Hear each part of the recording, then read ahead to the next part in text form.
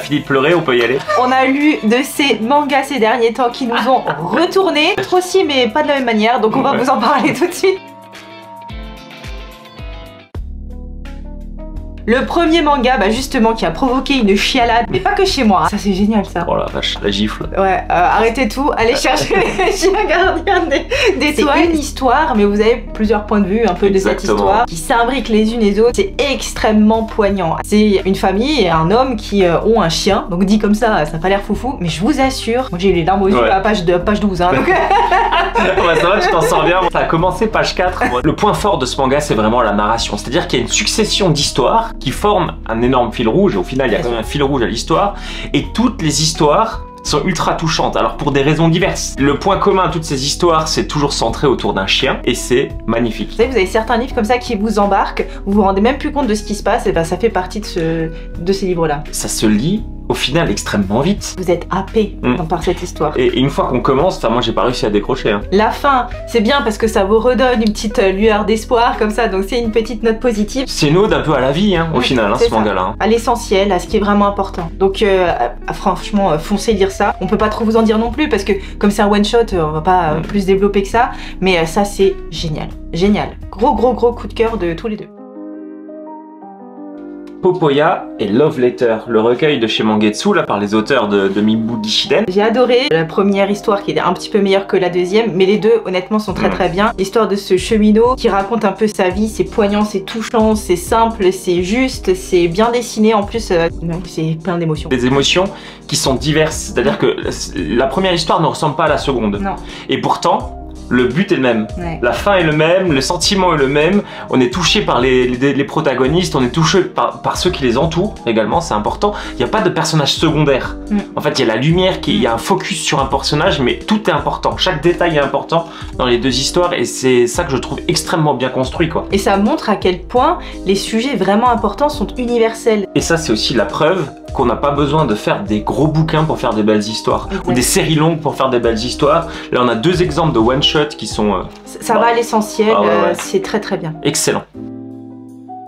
Dans un recoin de ce monde de Fumio Kuno. Alors Fumio Kuno, j'avais un peu peur parce que j'avais lu ses précédents ouvrages qui étaient réédités, Le Fleuriste du coin de la rue et Le Pays des Cerisiers. J'avais adoré Le Pays des Cerisiers, j'avais moins aimé Le Fleuriste du coin de la rue. Bon, alors moi je suis un peu plus mitigée que toi quand même. Ouais, alors j'ai beaucoup apprécié parce que c'est exactement ce à quoi je m'attendais. J'ai aucune surprise et j'ai trouvé que c'était vraiment la nostalgie à l'état pur. Enfin, pas de la nostalgie, c'est de la mélancolie à l'état pur. C'est vraiment quelque chose de... C'est un récit qui est très fleur bleue, dur mais léger. Enfin, il y a un peu tout. Vraiment, c'est ce à quoi je m'attendais. Ça parle d'une jeune fille, alors juste un peu avant que ou pendant que la Deuxième Guerre mondiale. Un peu avant et pendant. Et pendant. Et on après. suit sa vie au Japon, pas dans le luxe, qui doit subir aussi toute cette guerre ainsi que ses conséquences. Donc c'était bien parce que ça nous montre la vie des gens de tous les jours en fait à cette époque-là. C'est intéressant.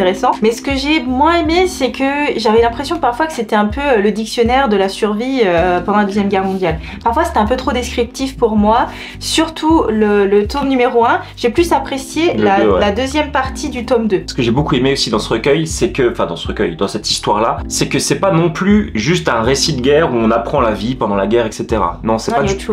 Il y a autre chose. Il y a aussi le fait que cette jeune fille ait dû partir se marier avec un parfait inconnu, sa famille là. Enfin, et aller dans une autre famille. Aller dans une autre famille, comment se faire accepter par cette famille, quel sacrifice elle a dû faire pour rejoindre cette famille, etc. Et j'ai trouvé que c'était ça, ce qui avait le plus important. Oui, mais j'ai trouvé que c'était trop long. C'était pas mon préféré. Après, j'ai trouvé que le dessin était bien. J'ai bien aimé le dessin parce que ça donnait un ton juste. En fait, je trouve que ça va parfaitement avec notre héroïne. Ce style, hein, comment dire, presque enfantin. Ce style enfantin qui colle bien à sa personnalité et j'ai trouvé ça bien. C'est bien, mais sachez que moi, c'était pas mon coup de cœur. Barbara. Alors Barbara, qu'est-ce que c'est? C'est un recueil en 2 tomes. Alors là, on a uniquement le tome 1 pour le moment, où on va suivre les aventures d'un enquêteur un peu particulier, c'est-à-dire qu'il arrive à s'introduire dans les rêves des gens. Et en s'introduisant dans les rêves des gens, il va faire des découvertes, etc. Et là, ce qu'il va découvrir, c'est très particulier. C'est une histoire qui est à la limite du fantastique, de la SF, de tout. J'ai eu du mal à comprendre ce que j'étais en train de lire, surtout au début. Et ensuite, tout se décante. C'est en même temps une histoire familiale, une histoire un peu scientifique, une histoire de sentiments, une histoire de... Enfin, il y a tout, il y a de tout, c'est incroyable. C'est, je pense, pas le plus accessible des Moto Hagio, j'ai préféré l'anthologie pour l'instant, mais ouais, j'ai hâte d'avoir le tome 2.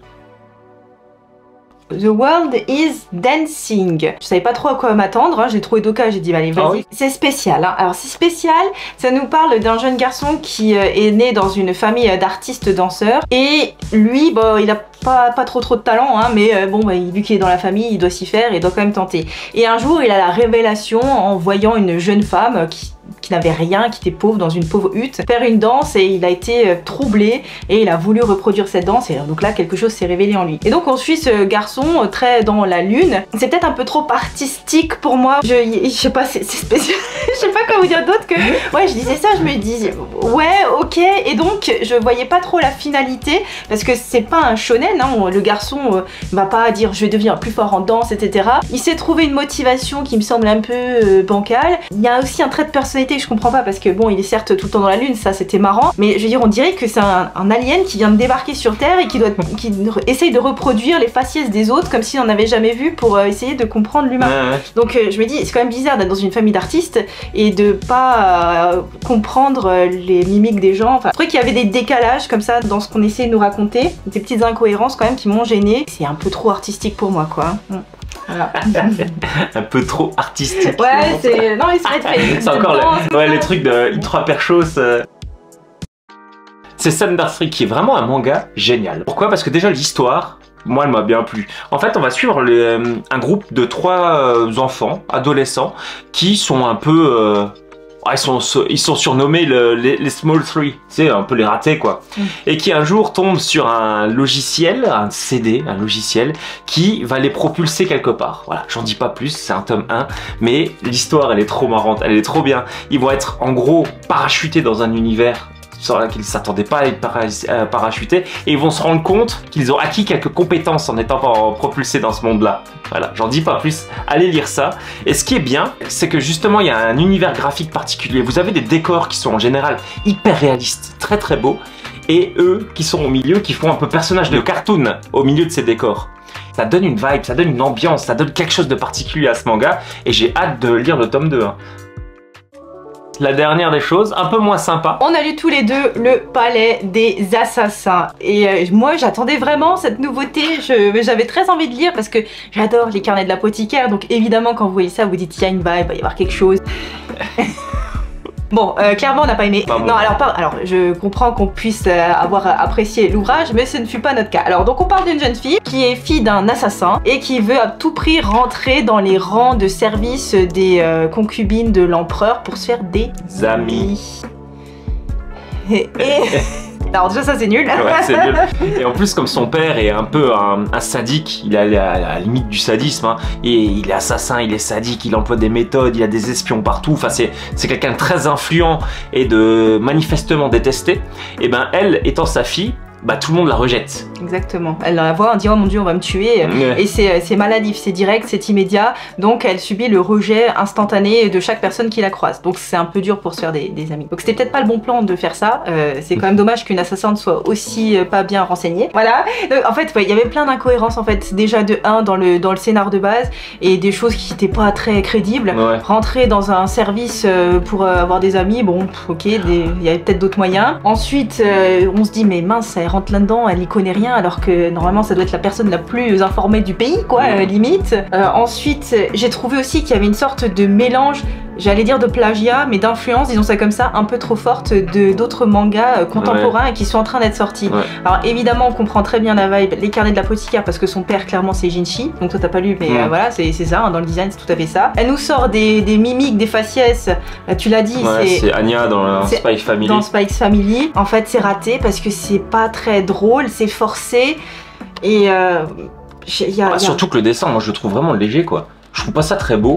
Alors oui, il y a quelques décors, quelques parfois robes qui sont bien dessinées, etc. Ouais, mais moi, ce qui m'a vraiment le plus déçu, c'est qu'on essaye.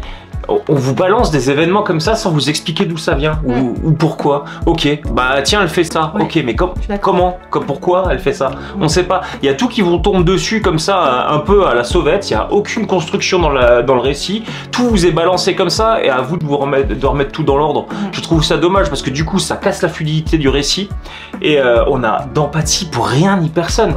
Chaque fois que vous croisez un personnage, il est détestable. Il paraît chiant, il paraît sans intérêt. Alors là, on a essayé de forcer, ouais, elle fait une rencontre avec une nana qui, on se doute bien, va devenir son amie, etc. Mais c'est cliché, c'est stéréotypé, il n'y a rien de fluide, vraiment. Ouais, y a rien, ouais, ça m'a pas plu, regarde, je vous montre un peu les images. J'aurais limite préféré qu'on fasse un manga sur son père, ça aurait été plus intéressant. Franchement, ça aurait été plus intéressant, ouais.